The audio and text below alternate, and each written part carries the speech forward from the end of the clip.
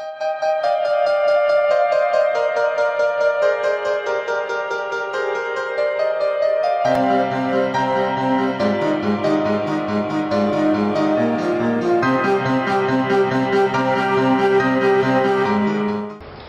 Students, 912 physics lecture में आपका स्वागत है।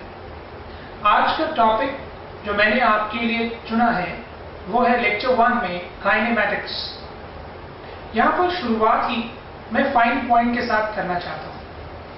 मैं चाहता हूँ कि आप सब लोग बिल्कुल क्लियर हों in motion under gravity for taking the sign of g. मैंने जनरली देखा है कि बच्चे जब सवालों को सॉल्व करते हैं तो वो बहुत कंफ्यूज्ड रहते हैं जी के साइन के बारे में। स्मॉल जी मतलब एक्सेलरेशन ड्यू टू ग्रेविटी के साइन के बारे में। बस एक लाइन में कहना चाहता हूं, मोशन अंडर ग्रेविटी में कोई भी सवाल आपके सामने आए, साइन ऑफ स्मॉल जी किसी भी कंडीशन में हमेशा नेगेटिव होता है। मोटे पैमाने पर ऊपर और नीचे की सभी मोशन के लिए साइन ऑफ जी नेगेटिव लेना होता है। ये सुनकर कुछ बच्चों को थोड़ा अटपटा लगेगा, पर यही सही बात है। मैं इसे अब क्लियरली आपके सामने लिख भी रहा हूं बोर्ड पर, आप इसे ठीक से नोट डाउन कर लें। जब मैं कहता हूं कि sign of small g negative होता है, आपको यह भी बिल्कुल क्लियर हो कि पॉइंट 1 एंड पॉइंट 2 यानी अप एंड डाउन पैरामीटर्स जो मैं पॉइंट 1 और 2 में लिखने जा रहा हूं, उन्हें आपने किस तरीके से लेना है। आइए देख लेते हैं बोर्ड पर।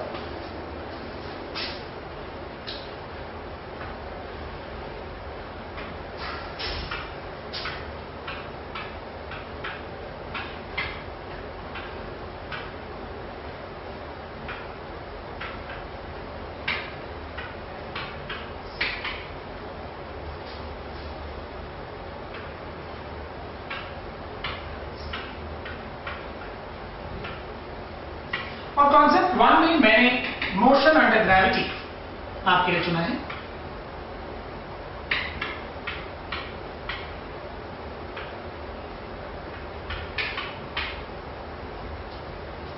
और जो फाइन पॉइंट है वो ये, sign of acceleration due to gravity और small g is always negative. मैं कोशिश करूंगा थोड़े से फाइन पॉइंट्स बताने के बाद कि मैं इसको कम शब्दों में आपको समझाऊं भी कि क्यों मैं साइन ऑफ जी को नेगेटिव ले रहा हूं। फिलहाल एक बात अपने दिमाग में फिक्स कर लीजिए, साइन ऑफ जी नेगेटिव होता है अप एंड डाउन सभी मोशन के लिए, बट इसको क्लियरली समझना बहुत जरूरी है। आइए एक बार मैं अप एंड डाउन पैरामीटर्स को क्लियरली आपके लिए लिखता हूं।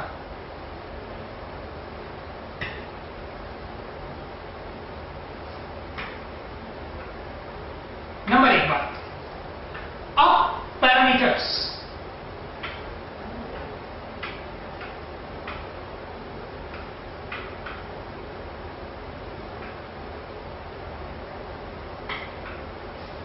जैसे कि डिस्प्लेसमेंट, वेलोसिटी पॉजिटिव होते हैं। जी नेगेटिव होता है। वजह क्या है? विजुलाइज करें कि अप और डाउन एक्चुअली गलत शब्द हैं। सभी motion centre of mass of earth से माना गया है कि हर बॉडी का एक सेंटर ऑफ मास है, जिसे डिटेल में आप रोटेशनल मोशन में पढ़ेंगे। अभी तो आप ये मान सकते हैं कि हमारे वेदों में ठीक ही लिखा था कि रावण का सारा जो जी जान है वो उसकी नाभि में था, शायद उसके सेंटर ऑफ मास में था। सेंटर ऑफ मास को ऐसा ही कुछ माने आप, और तब आप ये कह सकते हैं कि अगर कोई body centre of mass of earth से दूर जा रही है, यानी साधारण शब्दों में ऊपर की तरफ जा रही है, क्योंकि वो ग्रेविटी में centre of mass of earth से दूर जा रही है, अर्थ की ग्रेविटेशनल फील्ड में दूर जा रही है, हम जी के साइन को नेगेटिव ले लेते हैं। तो आपको एक क्लियर हो कि अब पैरामीटर्स में डिस्प्लेसमेंट और वेलोसिटी पॉजिटिव हैं। ये रेड एरो आप देख रहे हैं, अगर मैं यहां पर कोई हाइट मेजर करूं या जिस वेलोसिटी से मैंने फेंका है ऑब्जेक्ट को उन्हें लूं, तो उनके साइन आप हमेशा पॉजिटिव लेंगे। परंतु एक्सेलरेशन ड्यू टू ग्रेविटी को, क्योंकि मोशन सेंटर ऑफ मास से दूर हो रही है, g को नेगेटिव दिया जाएगा। दूसरी बात, डाउन पैरामीटर्स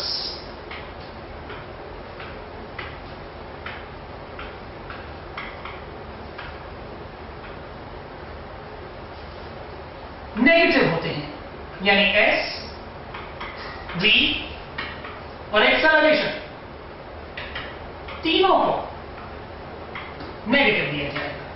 और आप जानते हैं एक्सेलरेशन ड्यू टू ग्रेविटी ही होता है। तो अगर डाउन पैरामीटर है, जनरली किताबों में लिखा होता है क्योंकि motion centre of mass of earth की तरफ हो रही है, इसलिए g का साइन पॉजिटिव ले लीजिए। कंपटीशन का क्वेश्चन शुरू ही वहां से होता है, जहां पर वो आपको उलझाए इस बात पर कि जब आप अलग अलग साइन लेकर, g के अलग अलग साइन लेकर सवाल को करेंगे, आप उलझ जाएंगे। आपको ध्यान रखना है कि डाउन पैरामीटर्स नेगेटिव होते हैं, इसलिए g का साइन नेगेटिव होता है। तो पहले केस में motion away from centre of mass of earth है, इसलिए g नेगेटिव है। और दूसरे पैरामीटर्स में क्योंकि मोशन डाउनवर्ड है, यानी centre of mass of earth की तरफ है, पर क्योंकि डाउनवर्ड पैरामीटर्स नेगेटिव हैं, इसलिए g का साइन आपने नेगेटिव लिया है। मुझे उम्मीद है ये पॉइंट इतनी बार मैंने रिपीट कर लिया है कि अब आपको क्लियर हो गया होगा और आप बिल्कुल कंफ्यूज्ड नहीं होंगे about taking the sign of small g। बस आपने ध्यान रखना है अपवर्ड और डाउनवर्ड पैरामीटर्स में डिस्प्लेसमेंट एंड वेलोसिटी के क्या साइन है। g का साइन तो हमेशा नेगेटिव है, आप गलती नहीं करेंगे। अब मैं कॉन्सेप्ट 2 पर आता हूं। ध्यान रखें कि जब भी कभी हम किसी कॉम्पिटिटिव एग्जाम की तैयारी करते हैं, वो हमेशा एक सीक्वेंस पर बेस्ड होता है और कॉन्सेप्ट बेस्ड होता है। सीक्वेंस क्या है? सीक्वेंस वो फाइन कंसेप्ट्स हैं जिन पर कई सवाल बनाए जा सकते हैं। तो अगर मैं काइनेमैटिक्स की बात करूं, मोशन अंडर ग्रेविटी के कंसेप्ट के बाद जो दूसरा कंसेप्ट मेरे दिमाग में आता है वो है average speed and average velocity का। तो आइए कंसेप्ट 2 पर चलते हैं।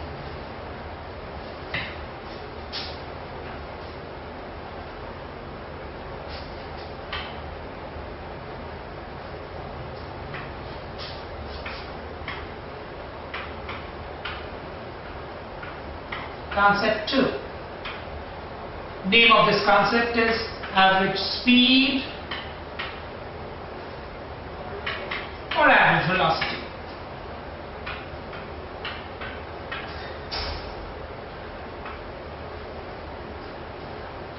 Average speed और एवरेज वेलोसिटी, आप इतना तो वाकिफ ही हैं कि स्पीड एक स्केलर है, rate of change of distance है यानी dx by dt है, एंड वेलोसिटी एक वेक्टर है और उसे आप dx vector upon dt, rate of change of displacement कह सकते हैं। Average speed and average velocity में आपको एक शब्द पर हमेशा स्ट्रेस देना है और वो शब्द है टोटल। एवरेज स्पीड होगा total distance upon total time, जबकि एवरेज वेलोसिटी होगा total displacement cover upon total time. और आप अच्छे से जानते हैं डिस्टेंस टोटल पाथ लेंथ होने की वजह से डिस्प्लेसमेंट यानी शॉर्टेस्ट पाथ से बहुत फर्क होता है। ये आप सब जानते हैं कि अगर आप जिस पॉइंट से शुरू हो रहे हैं वहां से 4 कदम आगे जाएं और फिर वापस 4 कदम लौट आएं, आपका डिस्टेंस 8 स्टेप्स के बराबर होगा, 8 कदमों के बराबर होगा, परंतु आपकी डिस्प्लेसमेंट 0 होगी। यानी टोटल डिस्टेंस फाइनाइट है, मेजरेबल है, टोटल डिस्प्लेसमेंट 0 है। ऐसे में एवरेज फाइनाइट होगी। अगर टाइम गिवन हो तो टोटल टाइम से डिवाइड करके total distance upon total time से एवरेज स्पीड तो फाइनाइट हो जाएगी। बट टोटल डिस्प्लेसमेंट क्योंकि 0 है, एवरेज वेलोसिटी का आंसर 0 ही होगा। Total distance upon total time is average speed, total displacement upon total time is average velocity. Competition में generally question इस बेसिक फॉर्मूला पर ही आता है। पर एक बात बिल्कुल ध्यान में रहे, जो मोशन अंडर ग्रेविटी की इक्वेशंस हैं, यानी जो यूनिफॉर्म एक्सेलरेशन के लिए 3 इक्वेशन ऑफ मोशन है, उनका फ्री यूज किया जाता है। सवाल कुछ ऐसा होगा कि उसमें एक्सेलरेशन गिवन होगा, यूनिफॉर्म एक्सेलरेशन गिवन होगा, और टोटल डिस्टेंस या टोटल डिस्प्लेसमेंट स्ट्रेट लाइन पर आपको एक्सेलरेशन इक्वेशन से लिखनी पड़ेगी। टोटल टाइम गिवन होगा या t होगा। न्यूमरेटर और डिनोमिनेटर की वैल्यूज को डालकर आप एवरेज स्पीड या एवरेज वेलोसिटी निकाल पाएंगे।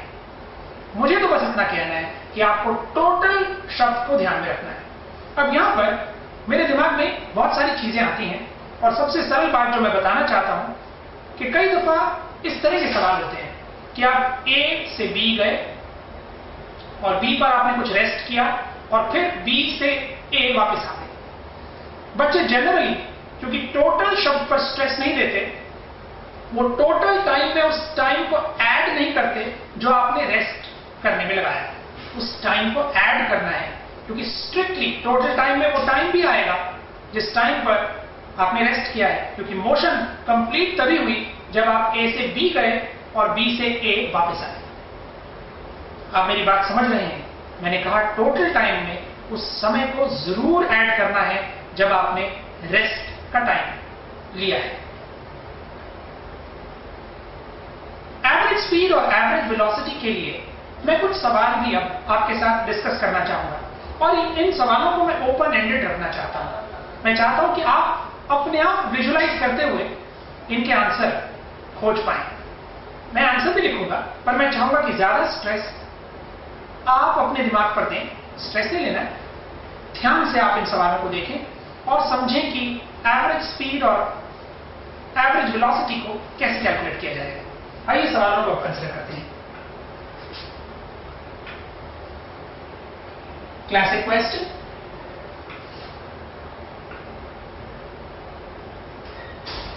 एक पार्टिकल पॉइंट A से शुरू होता है और डायमेट्रिकली ऑपोजिट पॉइंट B पर आ जाता है। पॉइंट A से शुरू हुआ और पॉइंट B पर है। रेडियस ऑफ सर्कल गिवन है, से R है। A से B आने का टाइम स्मॉल t है। Time to cover AB along this path, say path C, is given to you as t. Of course, along path C. और आपसे पूछा जा रहा है average speed and average velocity. बहुत सिंपल, मोशन में कोई भी एक्सेलरेशन नहीं कहा गया है।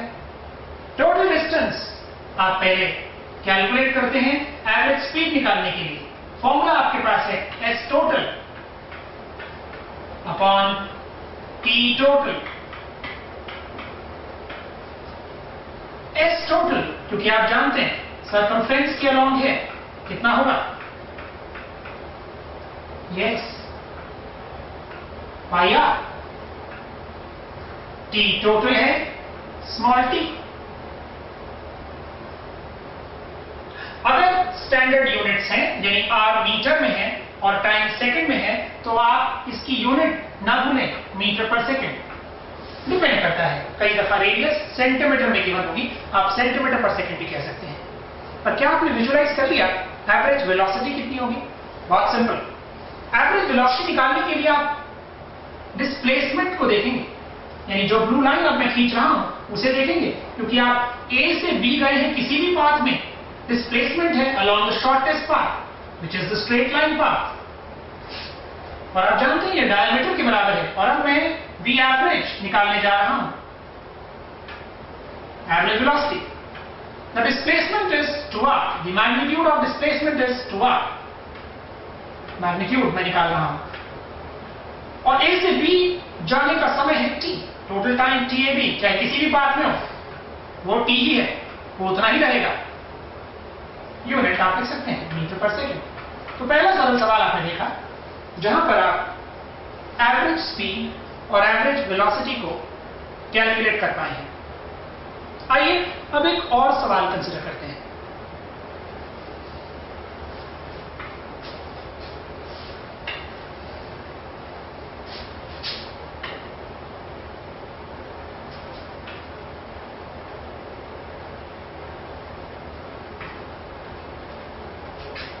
Let me put the question. A particle start from rest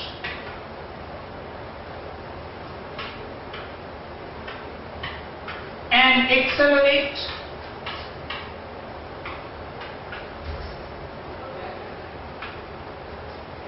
uniformly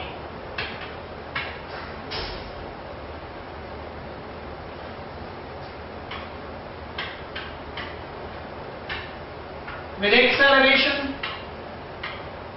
a.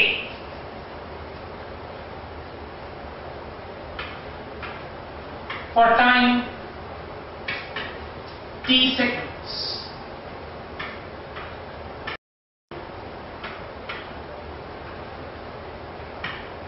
Find average speed, average velocity भी पूछी जा सकती है।